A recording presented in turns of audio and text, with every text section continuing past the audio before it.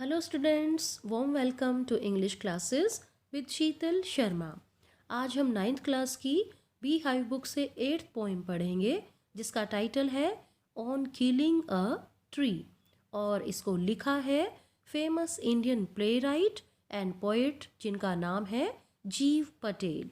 तो आइए सबसे पहले देखते हैं कि ये पोएम किसके बारे में है। The title on killing a tree means what will happen to a tree after it is cut down. सबसे पहले इसके टाइटल को लेते हैं। इसके टाइटल का मतलब है कि एक पेड़ जब उसे काट दिया जाएगा तो उसके साथ क्या होगा।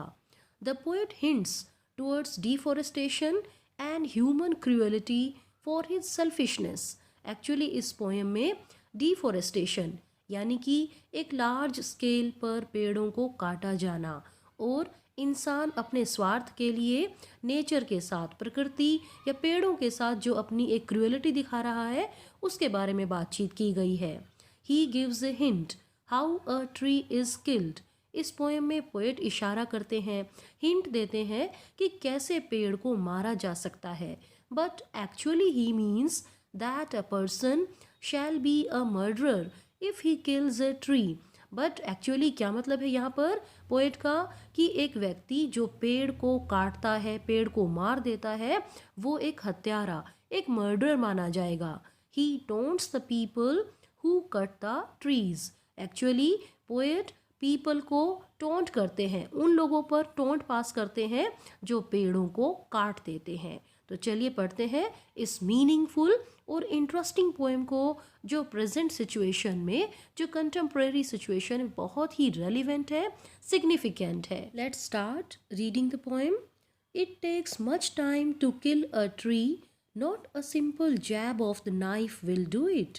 It has grown slowly consuming the earth. It takes much time to kill a tree. एक पेड़ को मारने में बहुत ज़्यादा समय लगता है। Not a simple jab, jab means sudden rough blow, कि आपने सिंपली एक चाकू लिया और उससे पेड़ को अचानक से रफली हिट किया तो उससे पेड़ मर जाएगा। नहीं, ऐसा नहीं होगा। क्यों नहीं होगा? Because it has grown slowly. ये पेड़ धीरे धीरे बड़ा हुआ है। और वो भी कैसे? इसने धरती को कंज्यूम किया है। धरती की सारी जो ताकत है, धरती के पोषक तत्व हैं, सबको इसने ग्रहण किया हुआ है। धरती से बहुत सारी ताकत लेकर, बहुत सारे न्यूट्रिएंट्स लेकर ही ये धीरे धीरे बड़ा हुआ है। Rising out of it, feeding upon its crust, absorbing years of sunlight, air, water, and out of its leprous hide, sprouting leaves. पेड़ ने धरती की crust, crust means tough outer part of earth, धरती का जो टफ ऊपरी हिस्सा है उससे अपना भोजन किया है और उसके बाद ही उसमें से ये उगता है। अब्सॉर्ब मीन्स कंज्यूम करना। एक पेड़ कई सालों तक धूप, हवा, पानी को ग्रहण करता है, कंज्यूम करता है और इस तरीके से वो बड़ा होता है। And out of its leprous hide, leprous hide means discoloured bark और अफेक्टेड विथ लेप्रेसी। लेप्रेसी एक बीमारी होती है जिसकी वजह से बॉडी पर बहुत सारे डिसकलर्ड स्पॉट्स हो जाते हैं। तो यहाँ पर पोएट पेड़ की बाग को कंपेयर करते हैं लेप्रेसी की डिजीज़ के साथ। जैसे कि पेड़ की डिसकलर्ड बाग से भी बहुत सारे लीव्स, पत्ते स्प्राउट हो जाते हैं। Sprout means to produce leaves. तो पोएट यहाँ पर ये कहना चाहते हैं कि एक पेड़ कोई कमज़ोर चीज़ नहीं होती, ये बहुत ही स्ट्रॉन्ग होता है। इसने कई सालों तक धूप, हवा, पानी को ग्रहण किया है। ये धरती की सारी ताकत को, धरती से सारे पोषक तत्वों को लेकर कंज्यूम करके ही धीरे धीरे बड़ा होता है। तो इसीलिए एक पेड़ को मारना इतना आसान काम नहीं होता है। So hack and chop, but this alone won't do it. Not so much pain will do it. The bleeding bark will heal. Hack and chop means cut roughly by striking heavy blows. तो poet कहते हैं कि एक पेड़ को मारना आसान नहीं होता, इसीलिए अगर आप पेड़ को कट करते हैं, कैसे? बाय स्ट्राइकिंग हैवी ब्लोज, बहुत ज़्यादा हैवीली हिट करके आप अगर इसको मारना चाहते हैं तो उससे काम नहीं चलेगा। हैकिंग चॉपिंग इससे पेड़ नहीं मरेगा। Not so much pain will do it, और ना ही इतने से दर्द से पेड़ मर सकता है।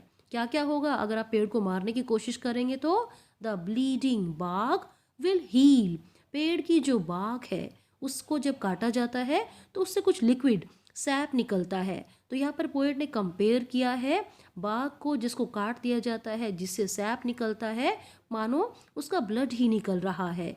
एक बाग जिससे ब्लड निकल रहा है वो भी समय के साथ साथ हील कर जाएगी, उसके जख्म भी भर जाएंगे और वहाँ से भी पत्ते निकल आएंगे। तो पेड़ को मारना आसान काम नहीं होता है।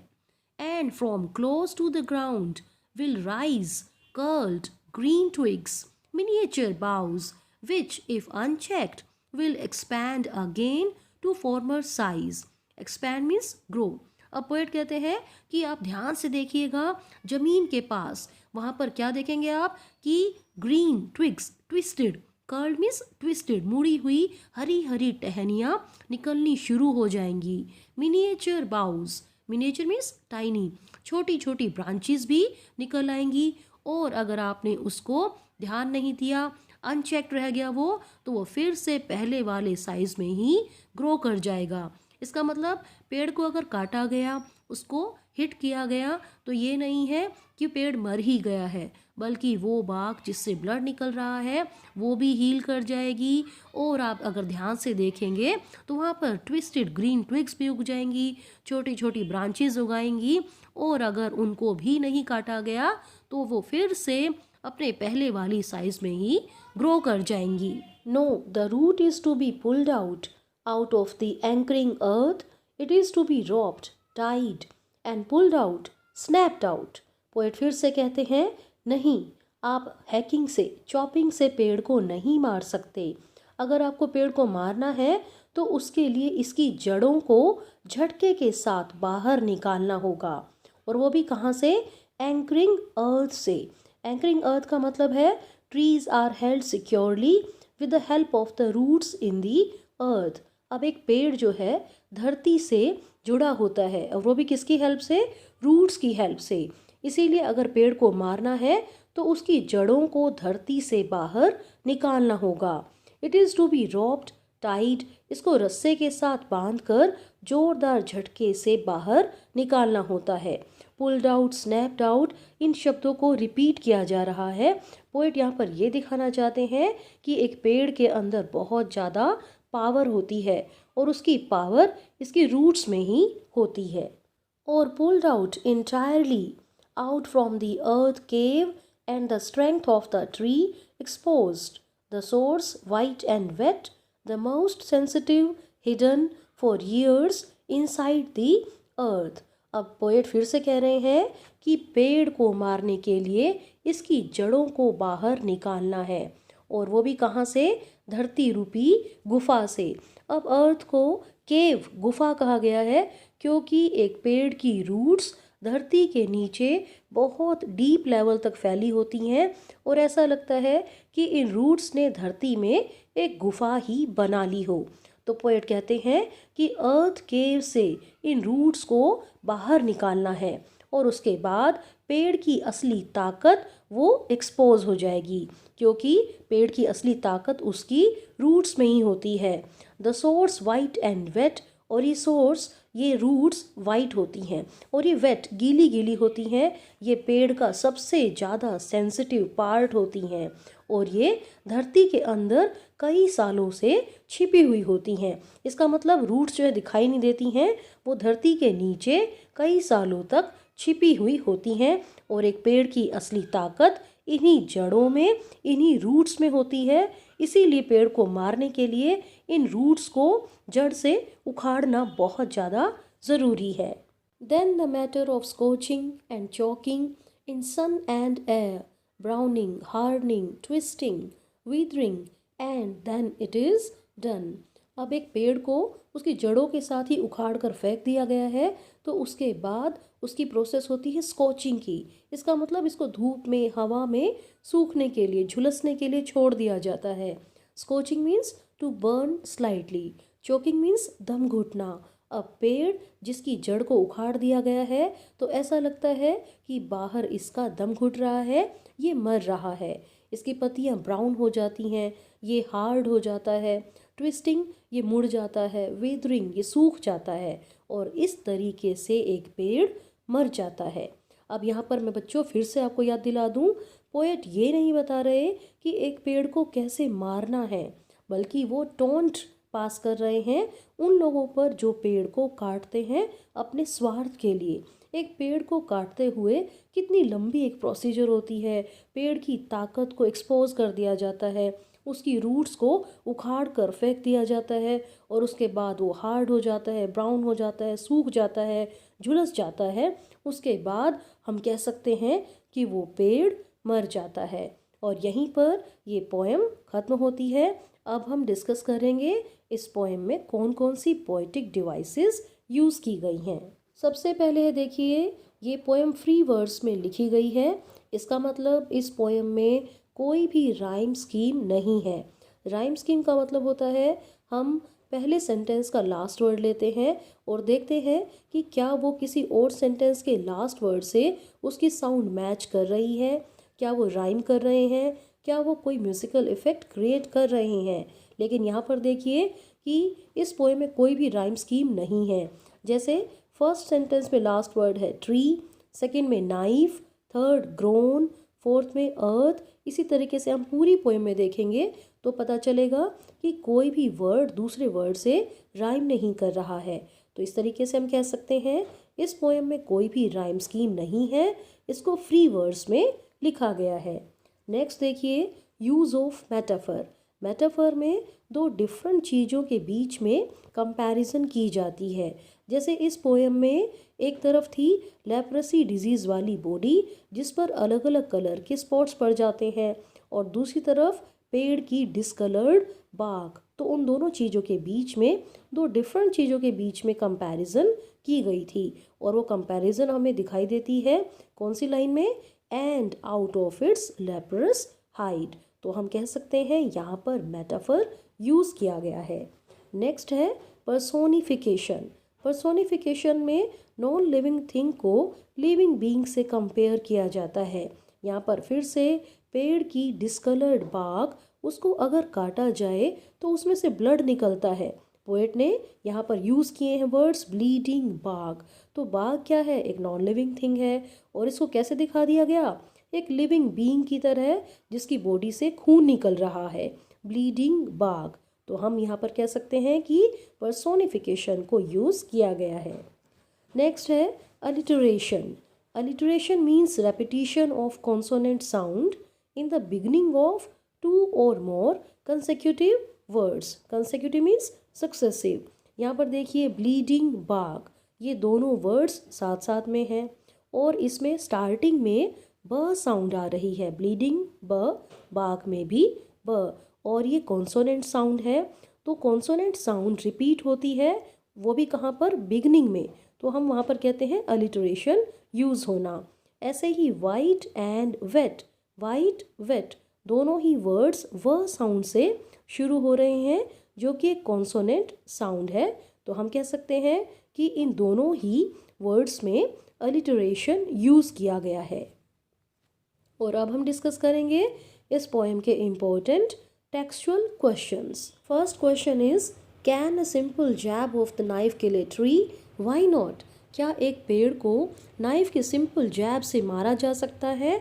अगर नहीं तो क्यों नहीं? Answer is no, a simple jab of the knife can not kill a tree. नहीं, एक चाकू की सिंपल जैब से पेड़ को नहीं मारा जा सकता। Because a tree is deep rooted, क्योंकि एक पेड़ की जड़ें बहुत गहराई तक फैली होती हैं।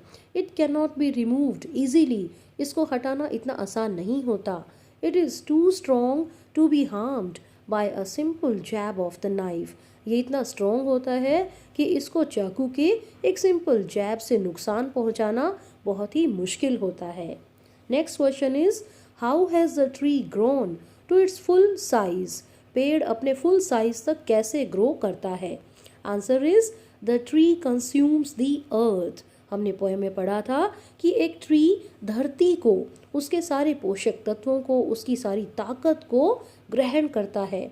It feeds upon its crust, it absorbs sunlight, air and water for many years, thus it grows to its full size. ये इसकी क्रस्ट पर, क्रस्ट मीन्स जो टॉप का हार्ड लेयर थी, उस पर अपना भोजन ग्रहण करता है। ये कई सालों तक धूप, हवा, पानी को भी कंज्यूम करता है और इस तरीके से ये धीरे धीरे अपने फुल साइज तक ग्रो करता है। Third question is, what is the meaning of bleeding bark? What makes it bleed? Bleeding bark का क्या मतलब है और किसकी वजह से इसमें से खून आता है? ये ब्लीड कैसे करती है? Answer is, the poet considers tree as a living being. Poet tree को एक जीता जागता प्राणी मानता है। As a part of human body starts bleeding on being cut down, similarly the bark bleeds when the tree is hacked और chopped. अब tree कोई नॉन लिविंग चीज़ नहीं है। पोएट मानते हैं कि पेड़ों में भी एक जीवन होता है, वो भी जीवित होते हैं। और जैसे ह्यूमन बॉडी का एक पार्ट जब उसको काटा जाता है तो उससे खून आने लग जाता है, उसी प्रकार से पेड़ की बार्क भी ब्लीड करती है, उसमें से भी खून आता है जब पेड़ की हैकिंग या चॉपिंग की जाती है। Question is, the poet says no in the beginning of the third stanza, what does he mean by this? Third stanza के बिगिनिंग में पोएट नो कहते हैं, तो इस नो से उनका क्या मतलब है? Answer is, no is used to show that chopping और hacking will not be sufficient for killing a tree. Poet का नो से मतलब है कि पेड़ को मारने के लिए चॉपिंग या हैकिंग ये सफिशिएंट नहीं है, ये पर्याप्त नहीं है। केवल पेड़ को जो है चॉप करने से या हैक करने से उसको नहीं मारा जा सकता। Next question is, what is the meaning of anchoring earth and earth cave? Anchoring earth और अर्थ केव का क्या मतलब है? Answer is, it means that the earth feeds and protects the tree. इसका मतलब है कि धरती है जो पेड़ को भोजन भी देती है और इसके साथ साथ उसको प्रोटेक्ट भी करती है, उसकी रक्षा भी करती है।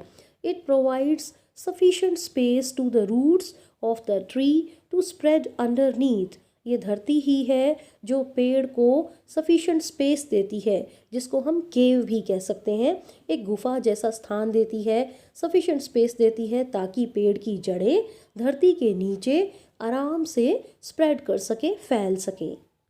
Next question is, what does the poet mean by the strength of the tree exposed? Poet का क्या मतलब है जब वो कहते हैं कि पेड़ की ताकत एक्सपोज हो जाती है? Answer is, the root is the real strength of a tree. पेड़ की असली ताकत उसकी जड़, उसकी रूट ही होती है।